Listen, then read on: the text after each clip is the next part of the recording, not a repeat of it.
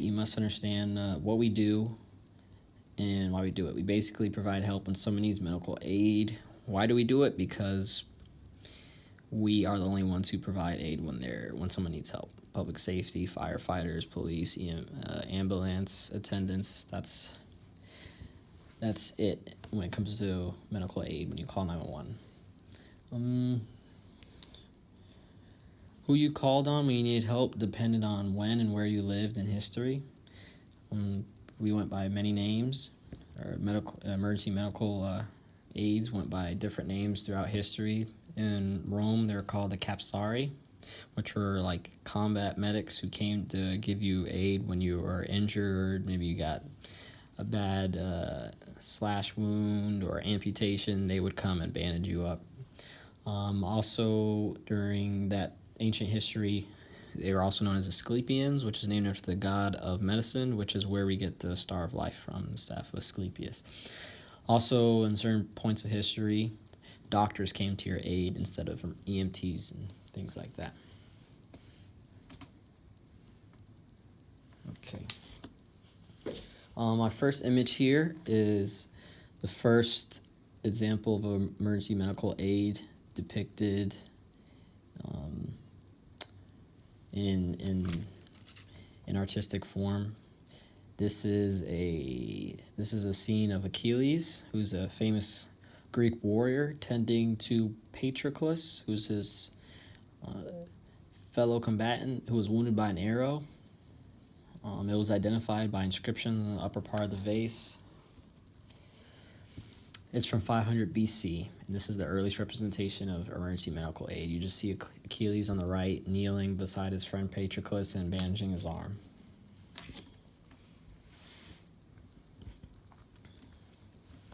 Another interesting thing, the first known medical hospital or places where you gave aid to someone was actually in Egypt around 4000 BC. But the Greeks were, as far as I know, the first to give emergency medical aid on the battlefield. Okay, the earliest written reference to emergency medical aid is found in the New Testament. It's from 80 to 100 AD. It's the tale of the Good Samaritan. It's just a do-gooder who finds a man who is beaten by a crowd and nurses him in convalescence.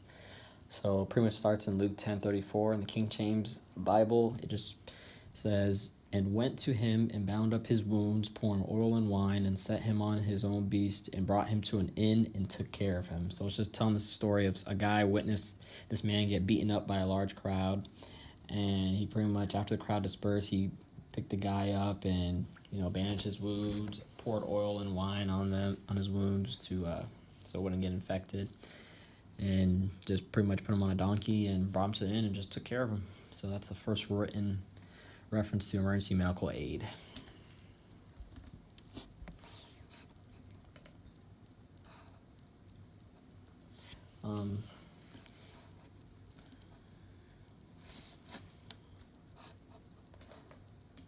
Okay, here you're going to see the Knights of St. John.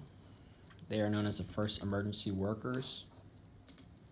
They pretty much started in the year 1048, where a group of merchants from the ancient Marine Republic of Amalfi, they got authorization to build a church, a convent, and hospital in Jerusalem to care for pilgrims of any religious faith or race, which was a groundbreaking concept at the time, because in those days, usually if you're a Muslim, you got treated by Muslim doctors, and if you're a Christian, you got treated by Christian doctors. So they were the first organized emergency workers. And this pretty much just tells their story. This image here is showing them with their Grand Master actually at a ceremony discussing I think they're discussing a military move that they were going to do at the time. They were actually members of the Crusades, so they were discussing battle plans and other stuff like that. But they're the first emergency responders or first emergency workers as we know it.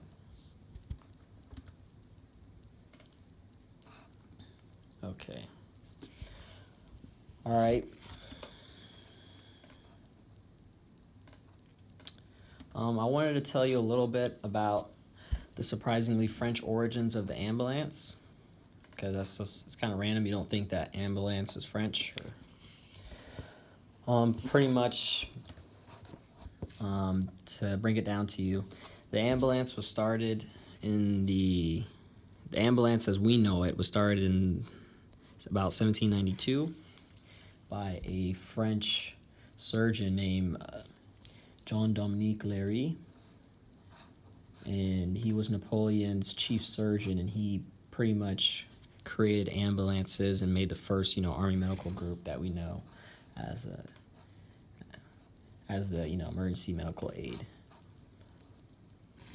So his name again was Dominique Jean Léry. His official title in French was Chirurgien en Chef de la Grande Armée. Dominique Jean Léry is his name again. But he created the ambulance volante du modèle. So he pretty much created the first ambulance, or also known as flying ambulance. He called it flying because they had 2 horses on it, and it was horse-drawn. It was pretty fast compared to conventional ambulances at the time. But he was not the first person to coin the term ambulance. It actually came from Latin, meaning ambulare, which means to walk or move. And it goes back to like 1487 by the Spanish, who used the term ambulance wagon. But Jean Léry, made the actual, what we know as ambulances today. Ambulance wagons were just like you throw a injured person onto a wagon, just ship them off somewhere. He created the first ambulance with stretchers and ambulance attendants, so he made the first official ambulance medical group.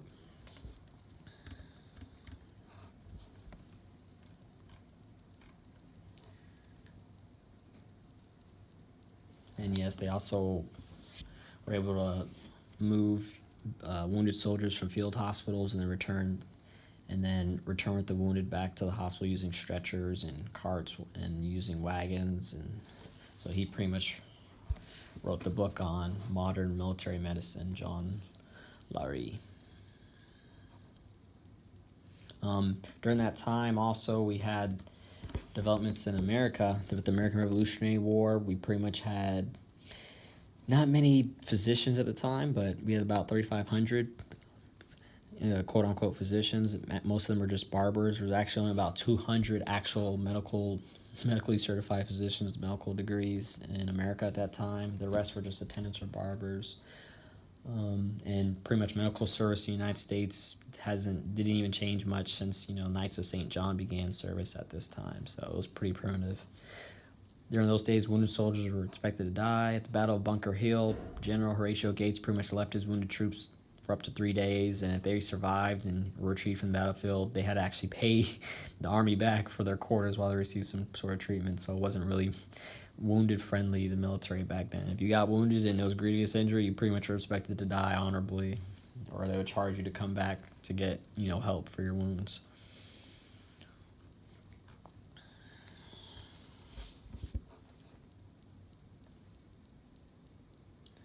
Okay, and again, I'm just gonna tell you again about the ambulance. At that time, the reason why the ambulance was created was for injured soldiers to get medical care before hostilities ended. So before then, when people got wounded during battle, they waited till after the battle was over to get all the wounded and dying out of there. But as they learned, sometimes with injuries like amputations, you don't have that much time to wait for the battle to end before getting wounded soldiers. So that's why ambulances were created, pretty much to get wounded soldiers off the battlefield before they succumb to their injuries.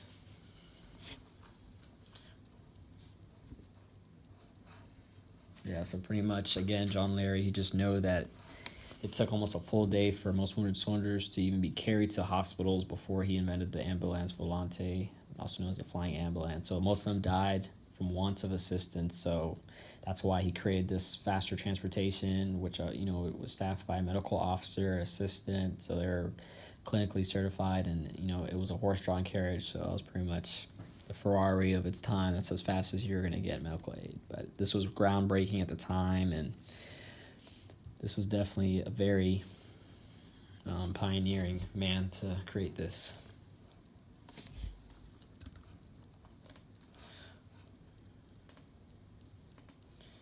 Okay. I'm going to talk to you briefly about the Civil War and what it has to do with the ambulance, at least for us in America here.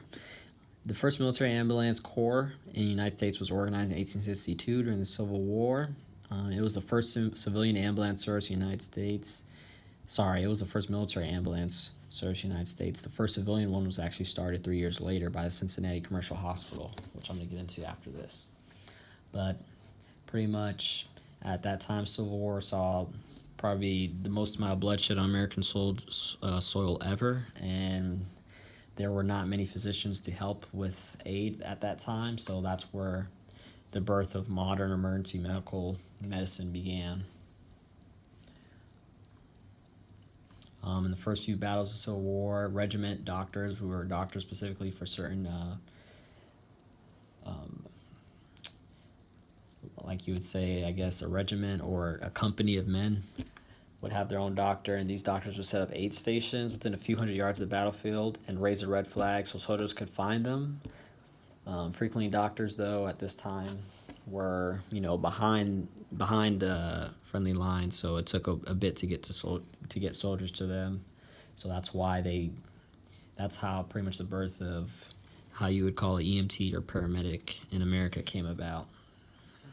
Or actually, a combat medic would be a better term.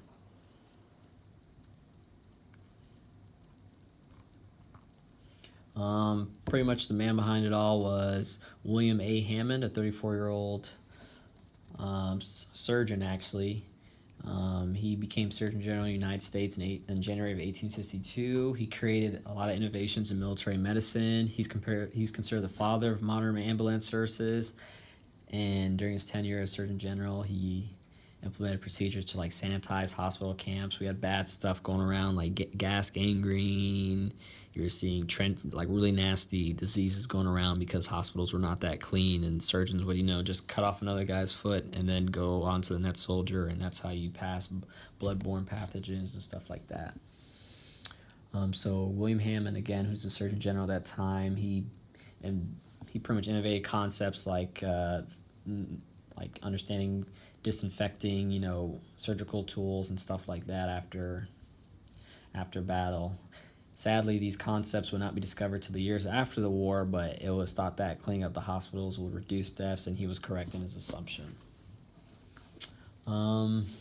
He removed from general service several drugs that were commonplace at that time, but which were very dangerous and were killing troops and doing more harm than good. Drugs such as mercury and arsenic were used to treat infection, but ended up killing patients. During this time, Army hospitals were set up in old buildings like warehouses, so ventilation and light were insufficient for patient care. So he adopted the idea of a pavilion type of hospital, which used well-lit and ventilated spaces, and this type of hospital design was used even until the 1970s, so obviously it was very successful.